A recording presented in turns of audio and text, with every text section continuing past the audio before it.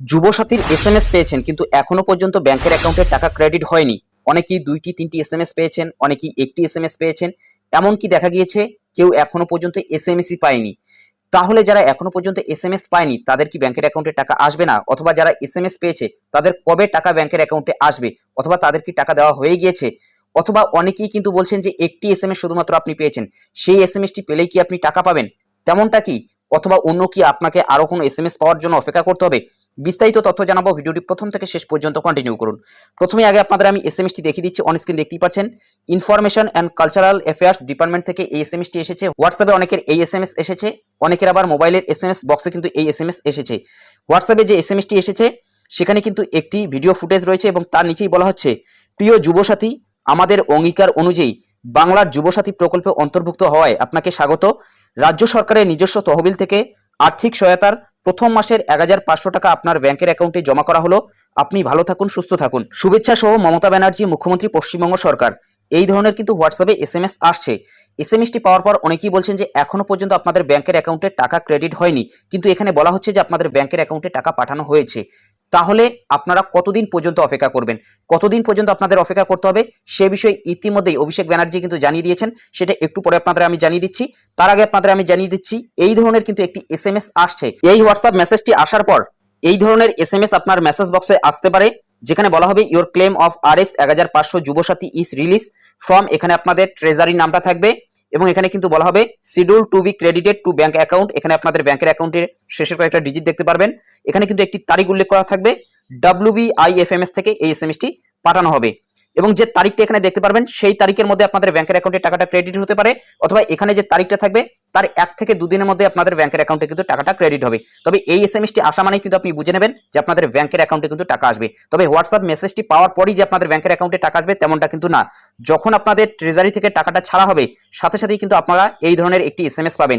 এই এসএমএসটি আসার পর কিন্তু আপনি নিশ্চিত হয়ে যাবেন যে আপনাদের ব্যাংকের অ্যাকাউন্টে 1 থেকে 2 দিনের মধ্যে সেই টাকাটি ক্রেডিট হতে চলেছে, অথবা এখানে যে তারিখটা উল্লেখ করা থাকবে সেই তারিখের মধ্যে আপনাদের ব্যাংকের অ্যাকাউন্টে টাকাটা ক্রেডিট হতে চলেছে। তো যেহেতু এখনো পর্যন্ত এই এসএমএসটি অনেকের আসেনি, সেই কারণে আপনাদের অপেক্ষা করতে হবে এবং ইতিমধ্যেই অভিষেক ব্যানার্জি কিন্তু জানিয়ে দিয়েছেন যে কত তারিখের মধ্যে আপনাদের ব্যাংকের অ্যাকাউন্টে টাকা আসবে। তার আগে আপনাদের জানিয়ে দিচ্ছি, WBGOVT এখান থেকে কিন্তু এই এসএমএসটি আসতে পারে। যে এসএমএসটি আপনারা হোয়াটসঅ্যাপে পাবেন সেই ধরনের এসএমএসই কিন্তু আপনাদের এসএমএস বক্সে আসতে পারে। যখনই আপনাদের আবেদনগুলো ডিজিটাইজ করা হচ্ছে সাথে সাথে কিন্তু এই এসএমএসটি অটোমেটিক্যালি আসছে। অর্থাৎ এই যে এসএমএসটি দেখতে পাচ্ছেন এটা কিন্তু আপনাদের এসএমএস বক্সেও আসতে পারে অথবা আপনাদের হোয়াটসঅ্যাপেও আসতে পারে। যখনই আপনাদেরটা ডিজিটাইজ করা হবে সাথে সাথে কিন্তু এই মেসেজটি পাবেন যে আপনাদের টাকা পাঠানো হয়ে গিয়েছে। তবে আপনাদের যে টাকাটা পাঠানো হয়েছে সেটা যদি ছাড়া হয় তাহলে কিন্তু এই এসএমএসটি একমাত্র আপনি পাবেন।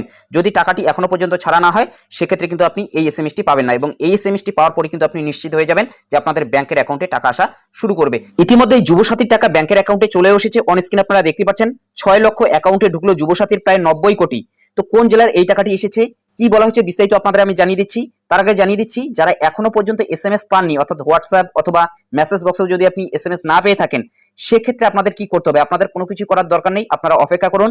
যাদেরগুলো অফলাইনে আবেদন করা ছিল তাদেরগুলোই কিন্তু দেরিতে ডিজিটাইজ করা হচ্ছে এবং যারা অনলাইনে আবেদন করেছে তাদেরগুলো শুধুমাত্র কিন্তু দেখেই অ্যাপ্রুভ করা হচ্ছে। যারা অফলাইনে ফর্ম পূরণ করে জমা করেছিল তাদেরগুলো কিন্তু এন্ট্রি করা হচ্ছে এবং এন্ট্রি করার পরেই কিন্তু আপনাদের এসএমএস গুলো আসবে। যদি আপনারটা এখনো পর্যন্ত এন্ট্রি করা না হয়ে থাকে সেক্ষেত্রে কিন্তু আপনি এসএমএস পাননি, তো আপনাদের কিন্তু অপেক্ষা করতে হবে। দেখুন, বলা হয়েছে যুবসাথী প্রকল্পে মুর্শিদাবাদ জেলায় 6 লক্ষ যুবক যুবতীদের অ্যাকাউন্টে সব মিলিয়ে প্রায় 90 কোটি টাকা ঢুকলো। মুখ্যমন্ত্রী মমতা বন্দ্যোপাধ্যায়ের ঘোষণার পর শনিবার থেকেই উপভোক্তাদের অ্যাকাউন্টে টাকা ঢোকা শুরু হয়েছে, যা পেয়ে ওই যুবক যুবতীদের মুখে হাসি ফুটছে। রাজ্যের শিক্ষিত জীবিকাহীন যুবক যুবতীদের কর্মসংস্থানে সাহায্য করতে এই প্রকল্প চালু হয়েছে। মুখ্যমন্ত্রী এই প্রকল্প আন্তর্জাতিক নারী দিবসের উপহার বলে জানিয়েছিলেন, কারণ যুবকদের পাশাপাশি 21 থেকে 25 বছর বয়সী যুবতীরাও এই প্রকল্পে আবেদন করতে পারবেন। ফলে যারা লক্ষ্মীর ভাণ্ডারের টাকা পান না এমন যুবতীরাও এই প্রকল্পে আবেদন করে টাকা পেতে শুরু করেছেন।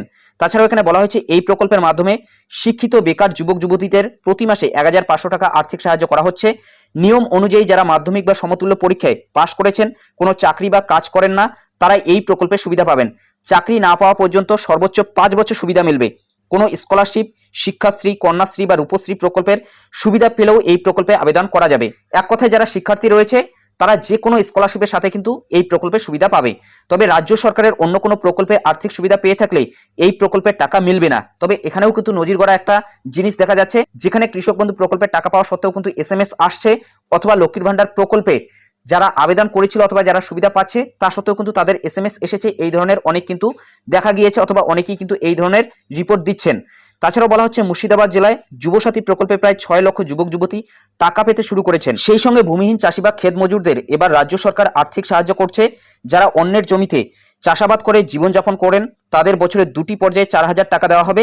এই প্রকল্পে এখনো পর্যন্ত মুর্শিদাবাদে রাজ্যের মধ্যে সবচেয়ে বেশি আবেদন জমা পড়েছে, সংখ্যাটি হলো 7 লক্ষ। জেলা প্রশাসনের এক শীর্ষ আধিকারিক বলেন, আমরা শুক্রবার রাতেই যোগ্যদের তালিকা ট্রেজারিতে পাঠিয়েছি, শনিবার থেকেই টাকা ঢুকতে শুরু করেছে। অর্থাৎ যারা ক্ষেত মজুর হিসেবে আবেদন করেছিল অর্থাৎ ভূমিহীন কৃষক হিসেবে তাদেরও ব্যাংকের অ্যাকাউন্টে কিন্তু 2,000 টাকা আসা শুরু করে দিয়েছে এবং ইতিমধ্যেই সেই টাকা কিন্তু ব্যাংকের অ্যাকাউন্টে এসেও গিয়েছে। যদি আপনি ক্ষেত মজুর হিসেবে ভূমিহীন কৃষক হিসেবে আবেদন করে থাকেন সেক্ষেত্রে আপনি ব্যাংকের অ্যাকাউন্ট চেক করে নিতে পারেন। প্রাথমিকভাবে 6 লক্ষের কাছাকাছি যুবক যুবতী সরাসরি অ্যাকাউন্টে টাকা পাচ্ছেন। একজন উপভোক্তা বলেন, মমতা বন্দ্যোপাধ্যায় একেবারে নিম্নবিত্ত মানুষের জন্য যে সমস্ত প্রকল্পের কথা ভেবেছেন ভারতবর্ষে আর কোনো মুখ্যমন্ত্রী তা ভাবতে পারেননি। সরকারি প্রকল্প বলে আবেদন করেছিলাম, তবে এত তাড়াতাড়ি টাকা পাবো তা আশাই করিনি। জলঙ্গি সীমান্ত লাগোয়া এলাকার একজন বাসিন্দা বলেন, আমার বাবা চাষের কাজ করেন, আমি সরকারি চাকরির প্রস্তুতি নিচ্ছি, বাড়ি থেকে বিডিও অফিসের কাছে এসে অনলাইনে ফর্ম ফিল আপ তারপর স্টাডি মেটেরিয়াল কিনতে ভালোই টাকা খরচ হয়। বাবার কাছে এখন টাকা চাইতে বাধে, এবার এসব খরচ আমি চালাতে পারবো, এই জন্য মুখ্যমন্ত্রীর কাছে কৃতজ্ঞ। তবে এই টাকা 5 বছর পর্যন্ত পাবো, তার আগে যাতে আমরা শিক্ষিত যুবকরা চাকরি পেতে পারি সেই জন্য মুখ্যমন্ত্রীকে অনুরোধ জানাচ্ছি। মূলত বুঝতেই পারছেন টাকা ঢোকার কাজ কিন্তু জারি রয়েছে এবং এসএমএস পাওয়ার পরেই কিন্তু এই টাকাগুলো ব্যাংকের অ্যাকাউন্টে আসা শুরু করে দিয়েছে। আরেকটি আপনাদের রিপোর্ট জানাচ্ছি যেখানে বলা হচ্ছে কত লক্ষ আবেদন ডিজিটাইজ করা হয়েছে। যুবসাথী 47 লক্ষ ফর্ম ডিজিটাইজ করা বাকি, দ্রুত শেষ করার নির্দেশ দেওয়া হয়েছে।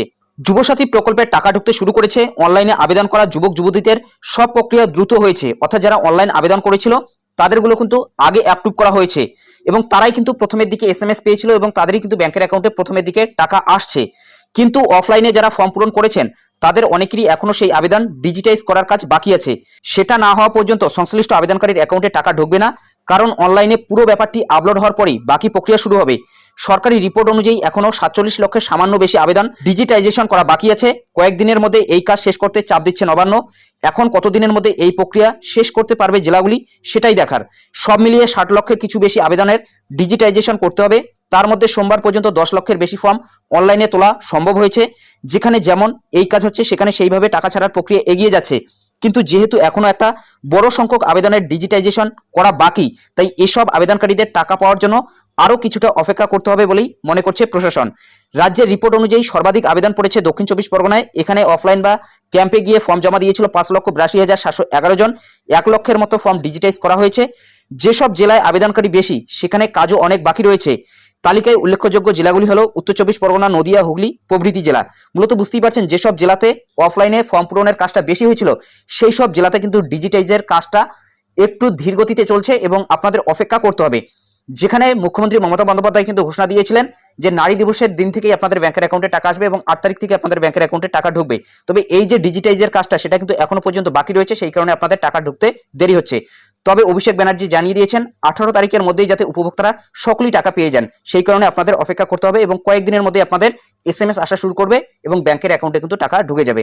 এবং যাদের আন্ডার অ্যাডজুডিকেশন রয়েছে ভোটার কার্ডে তাদেরগুলো কিন্তু ডিজিটাইজ করা হচ্ছে না, এই ধরনের খবর উঠে আসছে। তবে এটার কতটা সত্যতা রয়েছে সরকারি নির্দেশ অথবা সরকারি কোনো রিপোর্ট উঠে আসেনি। অর্থাৎ যাদের আন্ডার অ্যাডজুডিকেশন রয়েছে ভোটার কার্ডে তাদের আবেদনগুলো কিন্তু আপাতত এন্ট্রি করা হচ্ছে না, সেটাই কিন্তু এখনো পর্যন্ত রিপোর্ট উঠে আসছে।